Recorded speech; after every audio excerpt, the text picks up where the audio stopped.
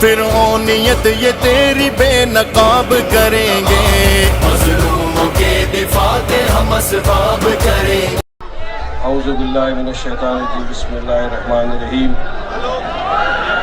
Dice पर तशरीफ़ फरमा ऑल इंडिया मजलिस इत्तेहादुल मुस्लिमीन सदर जनाब बैरिस्टर असदुद्दीन ओवैसी साहब, गुजरात मजलिस इत्तेहादुल मुस्लिमीन के प्रेसिडेंट जनाब साबिर काबुलीवाला साहब, महाराष्ट्र मजलिस के हमारे एमएलए मुफ्ती कासमी साहब, डॉक्टर साहब, मोडासा इंचार्ज हमीद भाटी साहब, तमाम मजलिस इत्तेहादुल मुस्लिमीन के जिम्मेदारान और यहाँ पर मौजूद मेरे बुजुर्ग, मेरे दोस्त, मेरे भाइयों और मेरी माँ बहनें, आज का ये जलसा इंतखाबी जलसा है। मोडासा में इलेक्शंस है, आगामी 28 फरवरी को चुनाव होने जा रहे हैं और जिस तरह से दूसरी पॉलिटिकल पार्टियों ने अपने अपने उम्मीदवारों को यहाँ से ठहराया है, इसी तरह पहली मर्तबा मोडासा गुजरात से मजलिस इत्तेहादुल मुस्लिमीन ने अपने भी उम्मीदवारों को यहाँ से ठहराया है। काफी बरसों से 2-3 साल से लगातार मोडासा के लोग, गुजरात की आवाम सब आ रही थी हैदराबाद को। सबका एक ही मतालबा था, एक ही रिक्वेस्ट था कि असद साहब आप बिहार में लड़े, यूपी में लड़े, मगर आपकी जरूरत हमको गुजरात में है। असद साहब आपकी जरूरत गुजरात वालों को है, आप गुजरात को आइए, गुजरात में चुनाव लड़िए, हम आपका साथ देंगे। असद साहब ने डिसाइड किया कि हम गुजरात में चुनाव लड़ेंगे और बीटीपी पार्टी के जो प्रेसिडेंट है जनाब छोटू भाई वसावा साहब, उनके साथ में मिलकर अलायंस में गुजरात में हमने फैसला किया कि हम चुनाव लड़ेंगे। गुजरात के विभिन्न हिस्सों में हम गए, हर तरफ लोगों की जो मोहब्बत देखने को मिली, तो बस ऐसा लगा कि वाकई में हम देर से आए मगर बहुत सही वक्त पर हम आ गए गुजरात के अंदर। बहुत बड़ी बात हो, आज आपके बीच में हम हैं। क्यों? हर पॉलिटिकल पार्टी को आजमाया। मुझे यकीन है कि हमने कभी बीजेपी को तो वोट दिया, जितने भी किसी ने नहीं दिया, मगर हमने कांग्रेस को वोट दिया है। 17 साल इन्होंने अपना वोट लिया क्योंकि इनके पास, आपके पास कोई ऑप्शन नहीं था। किसको वोट देते हम जाके? एक तरफ बीजेपी था, एक तरफ कांग्रेस था, लिहाजा एक मजबूरी थी। हमने जाकर अपना कीमती वोट कांग्रेसियों को दिया। चुनाव के पहले हमारे पास आए, बड़े बड़े वादे किए, फला कर देंगे, ये कर देंगे, लेकिन अफसोस मोडासा में मुझे कोई कामयाबी, कोई तरक्की कहीं नहीं दिख रही है, कहीं पर भी नहीं। कहीं मुझे कोई बड़ा अस्पताल नहीं दिखा, कहीं मुझे कोई बड़ी स्कूल नहीं दिखी जहाँ के मोडासा का लोग कह सके कि हाँ हमारे बच्चे भी इतनी बड़ी स्कूल में पढ़ते हैं, या हमारे पास भी एक ऐसा अस्पताल है जो इतनी बड़ी बड़ी बीमारियों का इलाज कर सकता है। कहीं पर भी नहीं ऐसा दिखा मुझे। मैं तो पूछता हूँ, हर तरफ देश के अंदर काफी लीडर्स हैं, बताइए मुझे कोई एक ऐसा लीडर जिसने अपने यहाँ पर, अपने हलके में 14 स्कूलें बनाई हो, जिसने अपने यहाँ पर 4 अस्पताल बनाए हो, जिसमें आप 30 रुपए का कार्ड खरीदो तो आपको 3 महीने तक इलाज फ्री। बताइए आपने कोई देखा है क्या ऐसा लीडर? कहीं नहीं है क्या कहीं पर हिंदुस्तान में कोई ऐसा?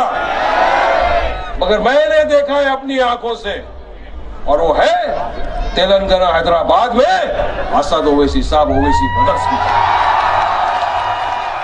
अब तालीम की फील्ड में देख लीजिए किस तरह की तालीम दी जाती है वहां के बच्चों को। और ऐसा नहीं कि सिर्फ मुसलमान का बच्चा पढ़ेगा, नहीं, ये गलत बातें फैलाई जाती है हमारे बारे में। हमारी स्कूल में हर जात, हर मजहब के बच्चे आते हैं, तालीम लेते हैं। हमारे हिंदू भाई बहनों के बच्चे आते हैं, सिख भाई बहनों के बच्चे आते हैं, मसीह भाई, हिंदू भाई बहन सब लोग आते हैं। इलाज जिस तरह एक शख्स का होना चाहिए उसी तरह सबका इलाज होता है। ये है हमारी पार्टी का काम।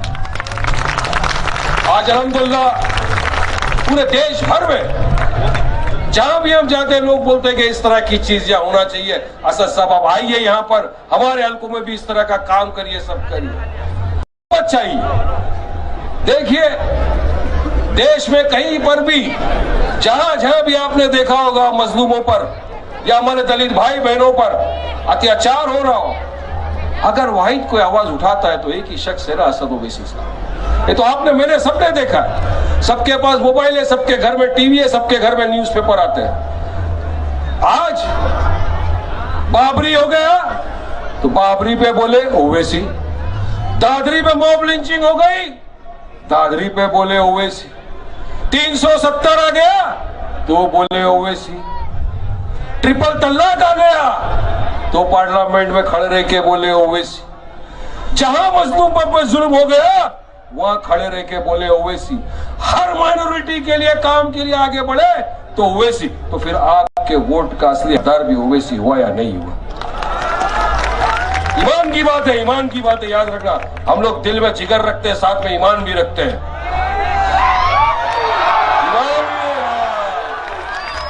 जिगरा है ना, मजबूत है, मगर साथ में ईमान भी मजबूत है। और ईमान का तकाजा ये है कि जो हमारा साथ दे, जो हमारी हक की लड़ाई लड़े, जो हमारी हक की आवाज बने, हमको भी उसका साथ देना चाहिए, है तकाजा। ये हुई ना मर्दों वाली बात, है ना? देंगे ना साथ ओवैसी साहब का।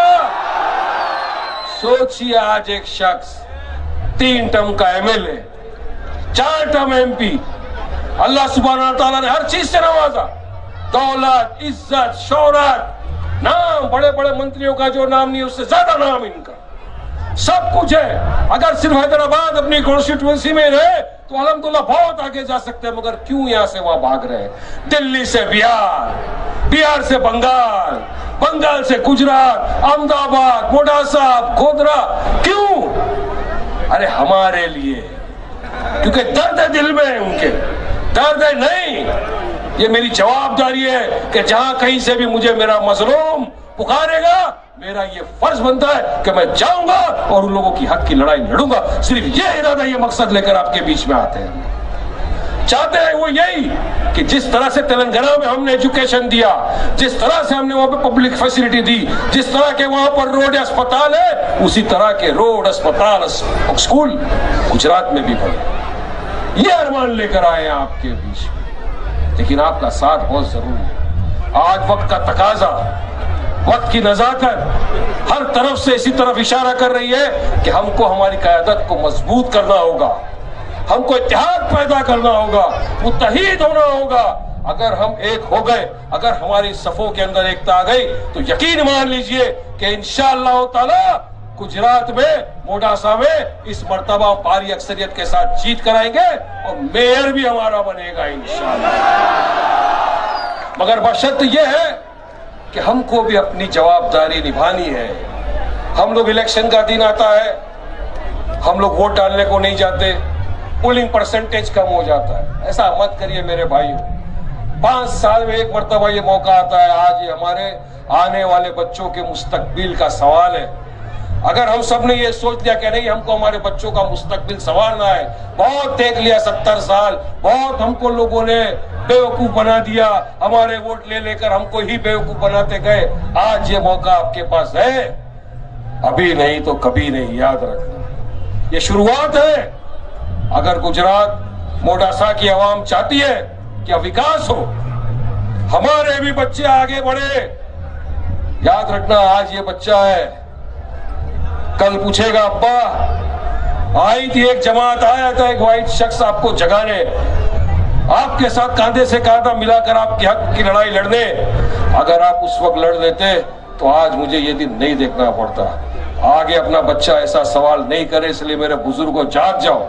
आज मौका है, ऐसा वक्त लाओ कि आने वाले 10 साल बाद ये बच्चा खड़ा होके बोले, अब्बा वाकई में आपने ऐसी जमात का साथ दिया, ऐसे एक मर्द मुजाहिद का साथ दिया, ऐसों का साथ दिया जिन्होंने मोडासा की धरती को पूरा बदल दिया, विकास किया, हमारी तरक्की की बुनियाद बनी। आज हमारा फल पक गया है पूरी तरह से, हम भी विकास देखेंगे। यह होना चाहिए बच्चों की जुबान के अंदर बात। तो मुझे यकीन है, उम्मीद है मैं मुख्तसर से अपनी बात रखूंगा क्योंकि वक्त बहुत कम है और मैं जानता हूं आप जिनको सुनने के लिए यहाँ पे उत्सुक है, बेताब है, उनको मौका दिया जाए। बस मैं आपसे एक दरखास्त, एक रिक्वेस्ट करूंगा और यहाँ पर बैठी मेरी पर्दाफेशा माँ बहनें हैं, इनसे भी खास तौर से रिक्वेस्ट करूंगा कि माँ याद रखो 28 तारीख के दिन आप सुबह सुबह उठ जाओ, एक दिन जल्दी से उठ के आप अपना वोट डाल दो। एक एक वोट आपका कीमती वोट है, याद रखना।